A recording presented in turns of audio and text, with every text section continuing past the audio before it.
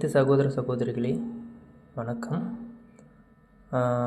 நம்ம இன்றைக்கி என்ன டாபிக் பார்க்க போகிறோம்னா, ஃபஸ்ட்டு வீடியோ இது. தமிழ். நம்ம ஆக்சுவலாக பார்த்திங்கன்னா தமிழில் தான் இப்போது சிலபஸ் எல்லாம் மாற்றிட்டாங்கன்னு தெரியும். நம்ம தமிழில் எவ்வளோ ஸ்ட்ராங்காக இருக்கமோ, தமிழும் மேக்ஸும் ரொம்ப எவ்வளோ ஸ்ட்ராங்காக இருக்கமோ, அது பார்த்திங்கன்னா சக்ஸஸ் ரேஷியோ பார்த்திங்கன்னா இன்னும் சீக்கிரமாக நம்மக்கிட்ட அந்த கோலை அடையிறதுக்கு ஈஸியாக இருக்கும். ஸோ இப்போ நம்ம தமிழில் தான் மொதல் ஆரம்பிச்சிருக்கோம் ஃபஸ்ட்டு வீடியோ. இது பார்த்திங்கன்னா நீங்கள் இது சிம்பிளாக இருக்குது, இந்த டாப்பிக்கு இது எங்களுக்கெலாம் எல்லாமே தெரியும் அப்படின்னு நீங்கள் ஈஸியாக நினச்சிக்காதீங்க. ஏன்னா இந்த நான் கொடுக்குற வீடியோ பார்த்திங்கன்னா நார்மலாக இல்லாத மாதிரி நிறைய புக்ஸை ரெஃபர் பண்ணி நிறைய இன்ஃபர்மேஷன்ஸு கேதர் பண்ணி உங்களுக்காக இந்த வீடியோவை தொகுத்து கொடுக்குறேன். இதில் பார்த்திங்கன்னா சில இடங்களில் நீங்கள் ஃபுல்லாக இந்த வீடியோ பார்த்தீங்கன்னா தான் சில இடங்களில் பார்த்திங்கன்னா எக்ஸ்ட்ரா பாயிண்ட்ஸ் எல்லாமே சொல்லியிருக்கேன். அது பார்த்திங்கன்னா எதுலேயும் எந்த இடத்துலையும் நம்ம மென்ஷன் பண்ணல. ஆனால் இதில் முடிகிற வரைக்குமே பாருங்கள். அப்போ தான் பார்த்திங்கன்னா சில எக்ஸ்ட்ரா விஷயங்கள் சொன்னது உங்களுக்கு யூஸ்ஃபுல்லாக இருக்கும்னு நான் நம்புகிறேன். வாங்க வீடியோக்குள்ளே போகலாம்.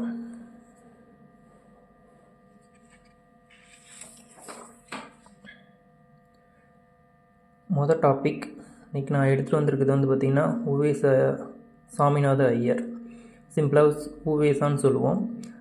ஆனால் இது பார்த்திங்கன்னா எல்லாமே நமக்கு தெரிஞ்ச டாபிக் தானே, இதே தான் இவருமே எடுத்துகிட்டு வந்திருக்காரா அப்படின்னு நினைக்காதீங்க. இதில் சில உங்களுக்கு தெரியாத சில விஷயங்கள் கூட இதில் இருக்கலாம் அப்படின்னு சொல்லிட்டு கொஞ்சம் கவனமாக பாருங்கள். இடையில பார்த்திங்கன்னா நிறையா நான் எக்ஸ்ட்ரா பாயிண்ட்ஸ்லாம் சொல்கிறேன். அது கண்டிப்பாக இந்த எக்ஸ்ட்ரா பாயிண்ட்ஸ் நிறையா பழைய டிஎன்பிசி கொஸ்டினில் கேட்கப்பட்டது. அதுவும் இல்லாமல் இந்த உவேச ஐயா அவர்களுடைய தொடர்பான எல்லா விஷயங்களுமே கேதர் பண்ணது புக்ஸில் இல்லாததும் கூட சில விஷயங்கள்லாம் இதில் நான் சொல்லுவேன். ஸோ உங்களுக்கு பயனுள்ள வகையில் இருக்குன்னு நான் நம்புகிறேன். ஸோ கவனமாக கொஞ்சம் வாட்ச் பண்ணுங்கள்.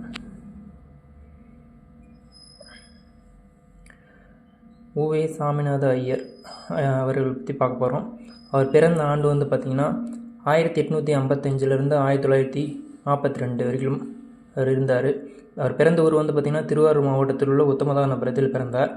பெற்றோர் பார்த்திங்கன்னா வேங்கட சுப்பையா சரஸ்வதி அம்மாள். அவருடைய இயற்பெயர் பார்த்திங்கன்னு வச்சுங்க வேங்கட ரத்தினம் தான். ஆக்சுவலாக உவேசாவோடைய ஆசிரியர் யாருன்னு பார்த்திங்கன்னு வச்சிங்களேன், மகாவித்வான் மீனாட்சி சுந்தரனார். ஆக்சுவலாக இந்த உவேசாவுடைய ஆசிரியர் மகாவித்வான் மீனாட்சி சுந்தரனார் தான். இவர் வச்ச பேர் தான் சாமிநாதன் சொல்லுவாங்க. அதனால தான் இவருடைய ஃபுல் நேம் உவேசா அப்படின்றதோட விரிவாக்கம் என்னென்னா உத்தமதானபுரம் வேங்கட சுப்புவின் மகனார் சாமிநாதன் என்பதன் சுருக்கம் தான் உவேசா ஆகும். இவர் எல்லாரும் தமிழ் தாத்தா என அப்படின்னு சொல்லி கூப்பிடுவோம். உவேசா பார்த்திங்கன்னு வச்சிங்களேன், ஓலைச்சுவடிகளை எடுத்த இடம் பார்த்திங்கன்னா ஈரோடு மாவட்டத்தில் உள்ள கொடுமுடி என்ற இடத்துலேருந்து தான் அவர் அந்த ஓலைச்சுவடிகள்லாம் எடுத்திருப்பார். அதெல்லாம் பார்த்திங்கன்னா ஒரு 99 வகையான பூக்களின் பெயர்களை குறிப்பிடும் நூல் பார்த்திங்கன்னா குறிஞ்சிப்பாட்டுன்னு சொல்லுவோம். அந்த குறிஞ்சிப்பாட்டோடைய ஆசிரியர் பேர் பார்த்திங்கன்னா கபிலர். இந்த குறிஞ்சிப்பாட்டு பார்த்திங்கன்னா 10 பாட்டு நூல்களில் ஒன்று. ஆக்சுவலாக இந்த கபிலரை பார்த்திங்கன்னா இது ஒரு எக்ஸ்ட்ரா பாயிண்ட்ஸு நோட் பண்ணிக்கோங்க. இந்த கபிலர் இயற்கை புலவர் அப்படின்னு சொல்லி கூப்பிடுவாங்க. இயற்கை புலவர் என அழைக்கப்படுபவர் யாருன்னா கபிலர். ஓகேங்களா. இந்த 99 வகையான பூக்களின் பெயர்களை பார்த்திங்கன்னா குறிப்பிடும் நூல் தான் இந்த குறிஞ்சிப்பாட்டு. ஆக்சுவலாக அவர் தேடிட்டு இருந்த அந்த 99 வகையான பூக்கள் அதில் குறிப்பிட்ட பேர் நூல் தான் குறிஞ்சிப்பாட்டு. அதில் ஒரு 3 பூ பார்த்திங்கன்னா விட்டு போயிருக்கோம். அந்த 3 பூக்களையும் அவர் தேடுவார். அந்த 3 பூக்கள் எதுன்னு ஒரு எக்ஸ்ட்ரா பாயிண்ட் சொல்கிறேன், நோட் பண்ணிக்கோங்க. ஒன்று தேமாப்பூ, இன்னொன்று செம்மணிப்பூ, இன்னொன்று பெருமூங்கிப்பூ அப்படின்னு சொல்லுவாங்க. உவேசா தன்னுடைய வாழ்க்கை வரலாற்றை பார்த்திங்கன்னா என் சரிதம் என்னும் தலைப்பில் ஆனந்த விகடனில் வார இதெல்லாம் 1940 42 வரைக்கும் எழுதி வந்தார். அப்புறமேட்டுனா யார் காப்பார் என்று தமிழனை ஏங்கிய போது நான் காப்பேன் என்று கூறியவர் தான் இந்த உவேசா. உவேசா அவர்களுடைய தமிழ் பணியை பெரிதும் பாராட்டிய வெளிநாட்டு அறிஞர்கள் 2 பேர். ஒன்று ஜியு போப், சூழில் வின்சோன். இந்த கேள்வி டிஎன்பிசியில் கேட்டிருக்காங்க. அது ஒரு கேள்வி. உவேசா அவர்களின் பெயரால் 1942 நிறுவப்பட்ட டாக்டர் உவேசா நூல் நிலையம் வந்து இன்றும் சென்னையில் உள்ள பெசன்ட் நகரில் வந்து செயல்பட்டு வந்துட்டுருக்கு. இதெல்லாம் உங்களுக்கு தெரிஞ்சது தான். நடுவண் அரசு உவேசா அவர்களுக்கு 2006ஆம் ஆண்டு வந்து பார்த்தீங்கன்னா அஞ்சல் தலை வெளியிட்டு சிறப்பிச்சிருக்குது. அதுவும் இல்லாமல் இவர் வந்து பதிப்பித்த நூல்கள் வந்து பார்த்திங்கன்னு வச்சிங்களேன், நிறைய நூல்கள் பதிப்பிச்சிருக்காரு. அதில் மெயினானது புக்ஸில் இருக்கிறதெல்லாம் எடுத்து கொடுத்துருக்கேன். உங்களுக்கு ஈஸியாக புரியணுன்றதுக்காக வரிசையாக கொடுத்துருக்கேன் பாருங்கள். ஒன்று வந்து சிலப்பதிகாரம் 1, மணிமேகலை 1, சீவக சிந்தாமணி 1, இரட்டை மணிமாலை 2, மும்முனி கோவை 2, பரணி 2, அந்தாதி 3, பிரபந்தங்கள் 4, கோவை 6, தூது 6, 8 தொகை 8, உலா 9, 10 பாட்டு 10, புராணங்கள் 12, வெண்பா நூல்கள் 13. இதெல்லாம் வந்து பார்த்திங்கன்னா இவர் பதிப்பித்த நூல்கள்னு சொல்லுவோம். அப்புறம் என்ன ஓலைச்சுவடிகள்லாம் பாதுகாக்கப்படக்கூடிய சில இடங்கள், இது வந்து தேவையானதாக இருந்தால் எடுத்துக்கோங்க. இருந்தாலும் இது புக்ஸில் இருக்கிறதுனால இதை கொடுத்துருக்கேன். கீழ்திசை சுவடிகள் நூலகம் சென்னை, உலக தமிழாராய்ச்சி நிறுவனம் சென்னை, அரசு ஆவண காப்பகம் சென்னை, சரஸ்வதி நூலகம் வந்து தஞ்சாவூர். இது ஒரு எக்ஸ்ட்ரா பாயிண்ட் வந்து என்னென்னா, இந்த சரஸ்வதி நூலகம் வந்து கிபி 1122 வந்து 2ஆம் சரபோஜ மன்னரால் வந்து கட்டப்பட்டது அப்படின்றது ரொம்ப குறிப்பிடத்தக்கது. அப்புறம் உவேசா அவர்களுடைய பெற்ற பட்டங்கள் வந்து பார்த்திங்கன்னா மகோபாத்தியாய அப்படின்ற ஒரு பட்டம் வந்து பார்த்திங்கன்னா சென்னை அரசாங்கம் 1906 வந்து இவர் கொடுத்துருக்காங்க. இன்னொன்று திராவிட வித்யா பூஷணம், தாஷ்நாத்திய கலாநிதி அப்படின்ற பட்டம்லாம் கொடுத்துருக்காங்க. உவேசா தமிழாசிரியராக பணியாற்றிய கல்லூரி வந்து பார்த்திங்கன்னா கும்பகோணம் அரசு கலைக்கல்லூரி, இன்னொன்று வந்து சென்னை மாநில கல்லூரி. இந்த இடத்துல வந்து அவர் ஆசிரியராக பணியாற்றிருக்காரு. அப்புறம் அவர் வந்து பார்த்திங்கன்னா 1932 சென்னை பல்கலைக்கழகத்தில் வந்து பார்த்திங்கன்னா டாக்டர் அப்படின்ற பட்டம் வந்து பெற்றவர் தான் நம்ம உவேசா. இந்த பெருமைக்குரியவர் அவர் தான். இவரின் சிறப்பு பெயர்கள் வந்து பார்த்திங்கன்னா, ஒன்று தமிழ் தாத்தா, எல்லாத்தையும் தெரிஞ்சது. இன்னொன்று புலமை பெருங்கடல், பதிப்புத்துறையின் வேந்தர், இன்னொன்று பதிப்பு செம்மல் அப்படின்னு சொல்லுவாங்க.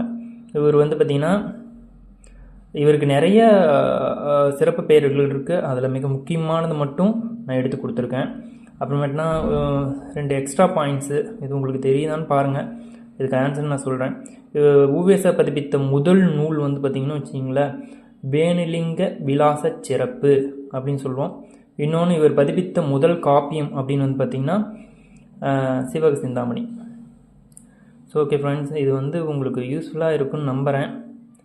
அடுத்தடுத்த வீடியோவில் தமிழ் ரிலேட்டடான, இப்போ யூனிட் 7லேருந்து நான் வீடியோ போட ஆரம்பிச்சிட்ருக்கேன், கீழேருந்து மேலே போவோமே அப்படின்ட்டு. ஸோ ஒவ்வொரு டாப்பிக்காக டெய்லியும் உங்களுக்கு ஒவ்வொரு வீடியோ உண்மையில் வரும். பயனுள்ள வகையில் பயன்படுத்திக்கோங்க ஃப்ரெண்ட்ஸ். உங்களுக்கு இன்னும் வேறு மாதிரி ஏதாவது எந்த மாதிரியான வீடியோ உங்களுக்கு தேவைப்படுது அப்படின்னு சொல்லியிருந்தால் எனக்கு வந்து கமெண்ட் பண்ணுங்கள். தேங்க்யூ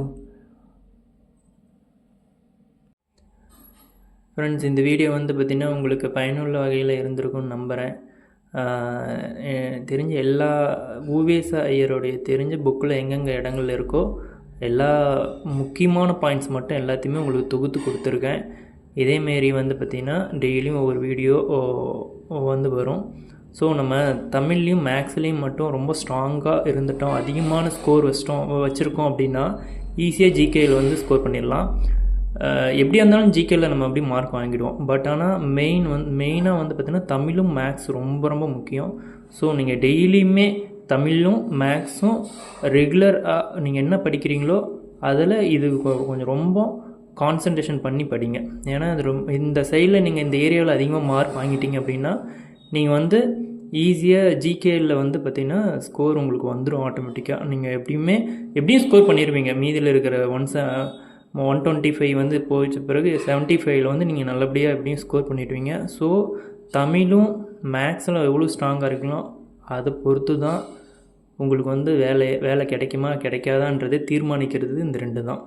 ஸோ இதை வந்து நல்லா உங்களுக்கு வந்து என்னால் முடிஞ்ச அளவுக்கு வீடியோ உங்களுக்காக இன்ஃபர்மேஷன் எல்லாமே கேதர் பண்ணி உங்களுக்கு வீடியோ போடுறேன்.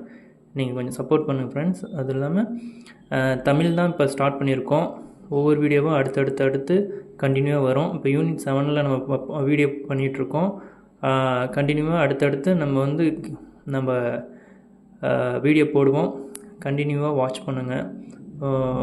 இந்த வீடியோ எப்படி இருந்தது அப்படின்னு சொல்லிவிட்டு மறக்காமல் கமெண்ட் பண்ணுங்கள் ஃப்ரெண்ட்ஸ். அதுதான் அடுத்தடுத்த வீடியோ போடுறதுக்கு எனக்கு ஒரு மோட்டிவாக இருக்கும்னு நம்புகிறேன். தேங்க்யூ.